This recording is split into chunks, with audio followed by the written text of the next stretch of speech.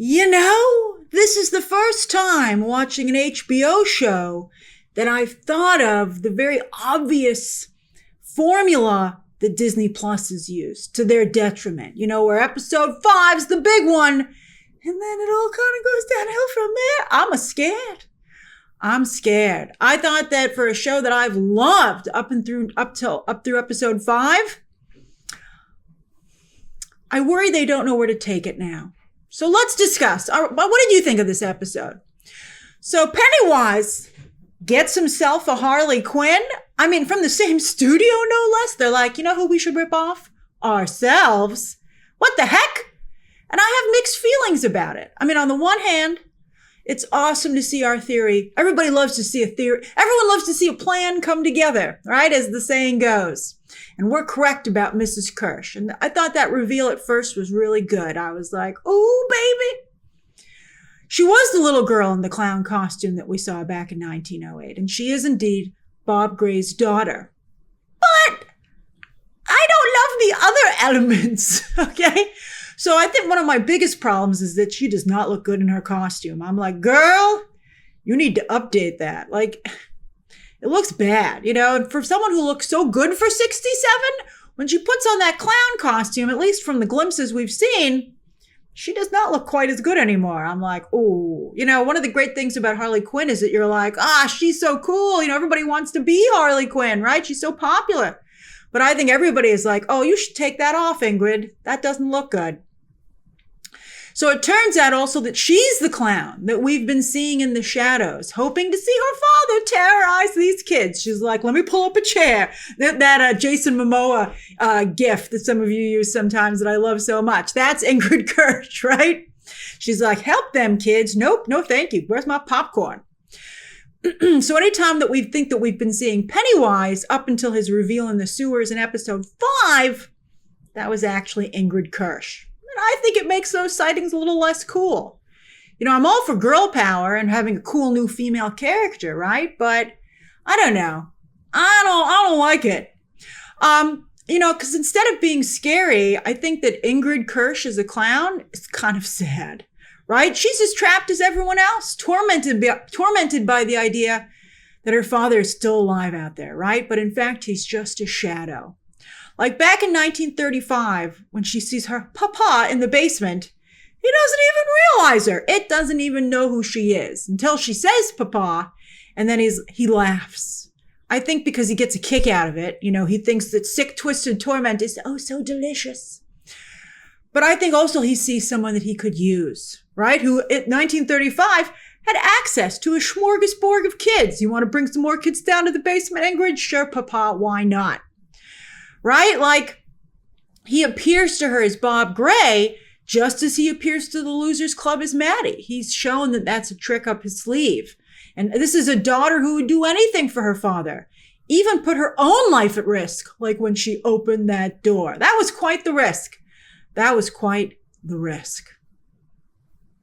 I did really like the use of color in that black and white flashback. Of course, the red for the balloon and the blood, but also, of course, Pennywise's eyes, the deadlights. I thought that was great. And, Bill Skarsgård, he's so European. I love it. Are you from Europe? Do you not find his performances engaging? Because you're like, what? Everybody does that.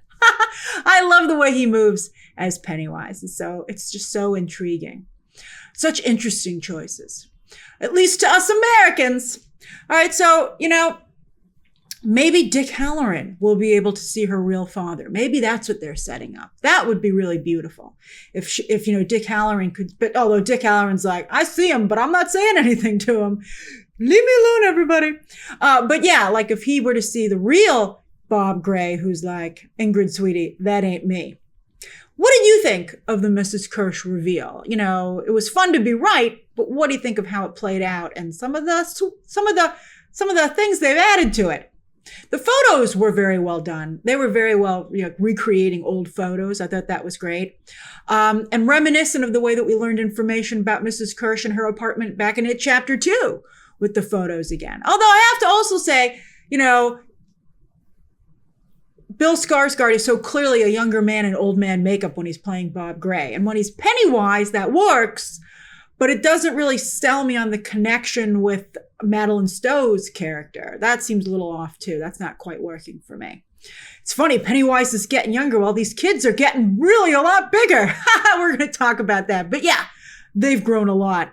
Apparently the show had to take a break from filming for the strikes. And those kids must have eaten a lot of protein during that break because they got real big. All right. And also I liked the room that Mrs. Kersh had all of her old belongings in. You could see that usually it was locked up in the attic. And not only was the structure of the room really nice, but I also liked that crack in the ceiling. Nice touch, production design team. I liked that the camera height showed so much above Lily to really get that crack in and everything. That was fantastic.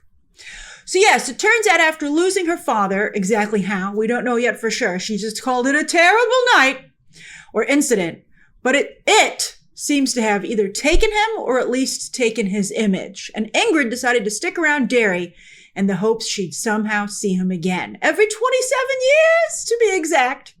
And in 1935, sure enough, 27 years later, after 1908, she's working at Juniper Hill, where, again, as I said, they seem to have a surprising number of children in a mental institution. I used to study mental institutions because I thought they were very interesting. When I first was exploring the entertainment business and I was doing some screenwriting, I actually wrote a screenplay about a mental institution, and I did a lot of research. And I don't recall them being a place where they had a lot of kids. But, this is a horror story about kids. And, also, I guess it would make sense that at that time, all these kids were like, oh, I'm seeing a crazy, weird clown. And they were like, off to the mental asylum you go, right? Although back in the day, of course, as we've seen, healthcare got pretty nuts. It still can get kind of crazy, but it got real crazy back in the day. So to see her father again, Ingrid isn't above sacrificing a few kids. She's like, it's okay. You got to break a few eggs to make an omelet. I mean, at first it's an accident. She tries to save that little girl, right? I almost thought that little girl's arm would come out through the door, like what happened with, the little girl at the movie theater, right? But anyway, she then tells herself and Lily, who she thinks might understand her because Lily lost her own father, right? So she feels she's a kindred spirit. Good thing Lily kind of looks a little bit like Ingrid Kersh, right? She's like, the daughter I never had. Pennywise, the granddaughter Pennywise never had, maybe. Interesting. But then, of course, Mrs. Kersh says that famous line to give herself hope and maybe trying to give Lily hope, although Lily ain't buying what Mrs. Kersh is selling. And that's that in Derry, anyone who dies never truly dies, right? I loved when Lily biked away and just screamed. It reminds me of Catwoman, when she got so upset in the greenhouse and screamed. That's fantastic. But anyway, as for people never truly really dying in Derry, well, I guess we should ask Dick Hallorann. I thought Dick Hallorann was going to become like super powerful. And I'm also not too happy with the way this is going along. I hope this is just a slight hiccup in the road. But yeah, so Pennywise unlocked Dick Hallorann's true power. Some of you alluded to Dick Hallorann saying, in Dr. Sleep, a movie that was still bad. I wiped it from my mind. But apparently he said that he'd locked bad things away in that box and it wasn't his powers. I'm like, then why is it shining? Why don't you have dead spirits climbing out of the box then, right? That would make it a Pandora's box. I guess in any way it would kind of be a Pandora's box. But anyway, we learned that Dick Hallorann is more powerful than his grandmother ever was, and that it was so bad when he was just 9 years old that's when he locked away the things that he didn't want to see, which was specifically dead people, right? But now he can see them again. So, because Pennywise unlocked that box. So has Pennywise leveled Dick Hallorann up? Or now I'm starting to think he took him off the board, right? Because now that he's overwhelmed by seeing dead people, right? M. Night Shyamalan had a different take on this story. But, Dick Hallorann starts to self-medicate. Now, on that note, as I said last episode, it's a slippery slope using drugs and alcohol in a story centered around kids. And I am shocked that Air Force Coke got past HBO and Warner Brothers, that was approved. Coke that has a bad taste in it is in bad taste. Served to kids or adults. Spiking someone's drink without them knowing it and presenting it in a positive light. I thought he was going to spike the drink because he turned away from the kids to pour the Coke. Also, if your Coke doesn't come in a closed container that you see be unopened, don't take it. I was like, why is this Coke in a glass already? Right? But when he picked up that alcohol and turned away, I was like, you kids should leave this club. But yeah, I mean, what did Pennywise write this scene? Did he influence the writers? Totally inappropriate. And I have to say, even though I still love this show, this left a bad taste in my mouth that they included that in the show. I'm just absolutely shocked. Such bad judgment. How did you feel about that sequence? But yes, Dick Hallorann can see the dead. Should he have mentioned to Leroy that he saw Russo's spirit, right? To give him some kind of closure. Although Dick didn't talk to Russo, because that would be the follow-up question. What'd he say? How's he doing? I don't know. I let him wander off into the woods. I mean, you think Leroy's upset with you now. But it turns out that while Dick Hallorann can see the dead, they don't see him unless he speaks to them. And if he speaks to them, well, things can get out of control real fast. Telling him things, he says, that the living shouldn't know. Although, even though I'm not so happy with Leroy's tactics at the moment, if we're fighting something supernatural, I do agree that maybe, even as the living, we need to know what the dead know. I'm like, we got to level this playing field somehow, man. But as Will says, the evil shedding off of it, right, is getting to Leroy. Or, also he had a really horrible scare. He just killed his best friend and almost killed his son. He handled that very poorly, though. I mean, is it just bad parenting, or was it the influence of it? I don't know. He's also acting a little bit like General Shaw, I gotta say. I don't think that it had to push Leroy very far. I think he was right up against the line already. Leroy is afraid for his family. He does have fear very clearly. That has been my theory for a couple of episodes now. And I saw a behind-the-scenes interview with the Muschettis and the directors, and it's true. Leroy can be afraid. He is afraid. And unfortunately, Leroy has put his faith in something that doesn't care about him, or anyone really, but especially a soldier of color, and that's the U.S. military. And that's very sad. People often who join the military, it's because they believe in it, but the military has a long history of using the people who believe in it for cannon fodder. It's very, very sad, I wish that Leroy's faith was well placed. By the way, I hope these off-duty soldiers at the Black Spot have their weapons on them. So yeah, here comes that explosive event at the end of every Pennywise feeding cycle, the raid on the Black Spot. I told you this was coming, so we all knew it was coming. But I got to tell you, as it begins to happen, I think you can't be prepared for the evil I think we're about to witness. The show, I think, is going there. This mob of white folk, not wearing hoods, but pretty much clown masks, which I think is a very powerful choice by the show. And although, interestingly, still doesn't undercut the seriousness of what we're witnessing. I'm surprised that the townsfolk didn't assume that Hank Grogan skipped town. Why would he stick around town? His daughter, perhaps? And his mother? Well, then why not keep an eye on them if you're trying to find Hank Grogan, right? And also, Chief Bowers, if you get an anonymous tip and you've been fired, you can pass it off to the person who took over for you, right? But just like Leroy is being influenced by its, evil energy, clearly the rest of the town is as well. They're stupid and hateful people. So of course they form a violent mob who is led by a Bowers. Speaking of dumb moves, while I absolutely adore Charlotte, I love her so much. I think she's such a great character. But I'm disappointed in her this episode because it was wildly irresponsible of her to ask to hide Hank Grogan at the Black Spot, as it puts everyone there in danger, including a lot of people who are just there to have fun, who aren't soldiers, right? Who have no idea Hank is even there and what they're getting themselves into by being on the property while he's in the back room. You can't put people in that position without their say-so, without their approval. And that's exactly what they've done. And that makes the situation all the more tragic. Just such an irresponsible thing to do. I totally understood Dick Hallorann's very honest reaction. In fact, I thought it was funny because it was just so honest. And too bad he's having the worst day of his life. Or maybe he could have offered an alternate, safer suggestion. I mean, by all means, hide him, but this isn't the place to do it.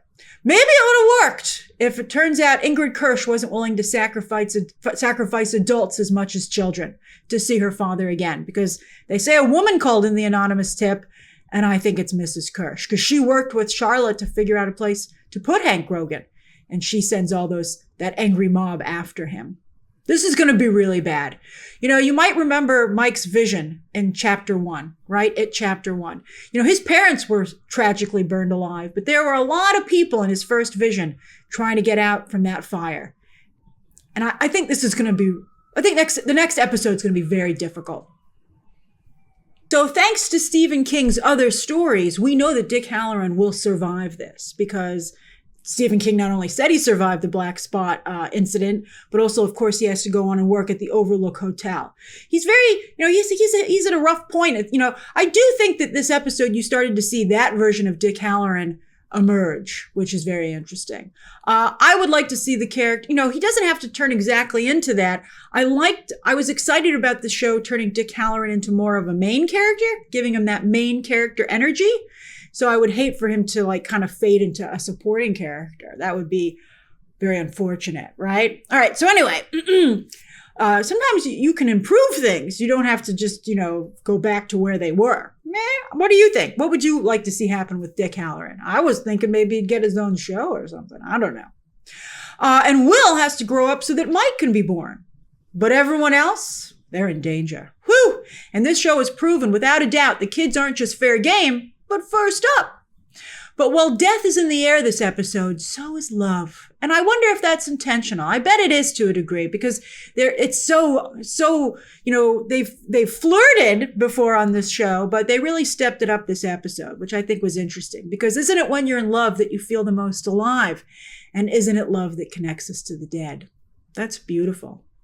Yes, the Losers Club, as I said, is growing up fast. Literally, right? And producer Barbara Muschetti has said that because the show was forced to take a break from filming for the strikes, the kids came back after just a few months much bigger.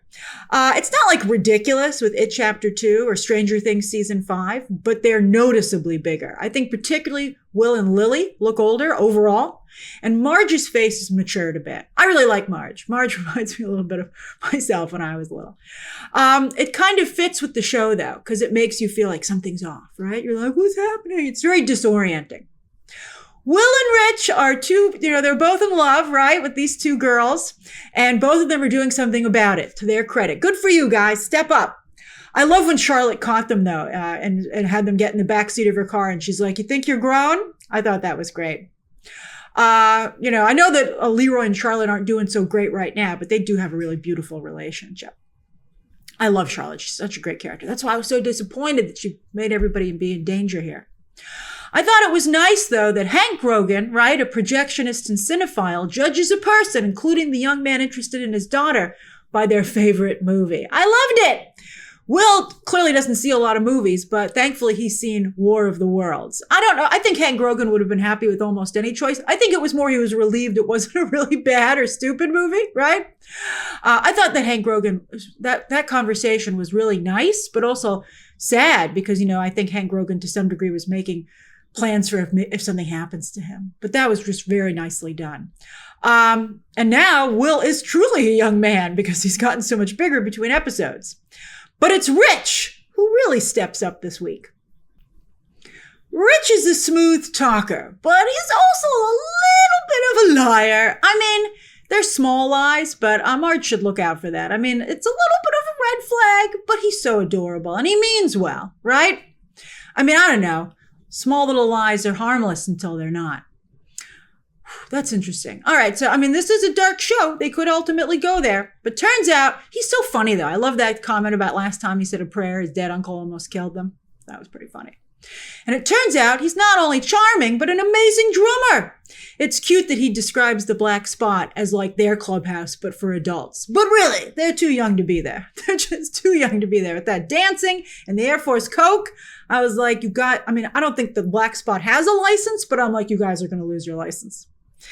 And earlier, after Marge trusts him to look at her injured eye when they're in the cafeteria, and how cute was it when he got them their jellos? Oh, adorable. He brings her an eye patch, right? I don't believe for a second it has the history that he says it does. I think it's just Rich being Rich. But when she says that they're a pirate and a knight, that was cute when she tried to make him feel better about going to the bathroom in a jar. But they're such a cute couple. I hope they do both live to the next Halloween. so they can go on that date or whatever they want to call it. Marge also stands up to Patty, who apparently calls everyone at the school a freak. Those kids at the other end of the table, I think they were all like, why are we in it? What? And Ricky Ricardo was a major star, thank you very much. This is a sore point for me, so I want to briefly address it. I'm a big fan of I Love Lucy. I used to watch it every summer when I was growing up, and I still watch it occasionally. Incredible show. And, of course, Lucille Ball was a comedic genius. But when you have a good comedy duo, someone has to be the straight person to set up the comic person, right? And Ricky Ricardo was incredibly good at that. Like, just really, really good. And I know that he was a problem. I mean, I know that he and Lucy had a very difficult personal life together, and a lot of that was because of him. But I don't think that should discount what he achieved professionally. I don't know, it's tricky, but I don't think Ricky Ricardo gets enough credit. I mean, but I don't think he hurt Lucille Ball or anything. I think he cheated on her. He was a philanderer. But I think he doesn't get enough credit for what he brought to that show, both on screen and off. Any other I Love Lucy fans out there? What do you think of Ricky Ricardo? Well, actually, Desi Arnaz. But what do you think of Desi Arnaz as Ricky Ricardo? Finally, Lily. What's going to happen to Lily? What kind of a path is she on? I'm seeing some theories out there that maybe she's going to get lobotomized. Maybe that's what's happening in the opening credits. And, I think that's a solid theory. I hope not, though. It would be very dark, though. But when she sees the remains of her father in her desk at school, the dagger glowed, right? It was activated by it. So why doesn't that, although why didn't the dagger protect her more? I'm like, why am I seeing stuff if I'm holding this dagger? But, how could the teacher, I guess, the teacher is also influenced by the evil energy of it/Pennywise, but I don't know. I would think that glowing dagger would give her a little more credibility, right? She's definitely starting to lose her mind though, right? She's almost been killed horribly twice now. Twice! And she's even turning on her friends. Although I think Ronnie's anger was justified. And Ronnie was very mature about it. Even a few moments later when she was talking to Will, she admitted she might have overreacted. But I think Ronnie had a lot of very fair points. But Lily is unwilling to let any of them even hold the dagger for fear that she'll lose it. Just looked like for a moment there she might stab one of them with it. It's not looking good. I would stay away from Lily. I was like, maybe we should all work together. Except Lily. Well, she has the dagger. All right, Lily can come, but don't stand next to her. Did you notice she keeps that dagger, by the way, in her messenger bag from her father's factory where he was killed? Nice touch. And she still got her turtle charm on her bracelet. I spotted it in 2 separate shots. That means they're intentionally placing it there, because how would it be on the top of her wrist in both cases? Anyone who's ever worn a charm bracelet knows those things move all over the place. When is this turtle going to come into play, right? I mean, we've had a lot of turtle teases, but yet the turtle seems to be slipping further and further away instead of coming closer and closer to the story. But I will say that wearing that turtle charm, she makes it out of Mrs. Kersh's house as well. I saw somebody tweet online that she has more plot armor than Batman, and that made me laugh.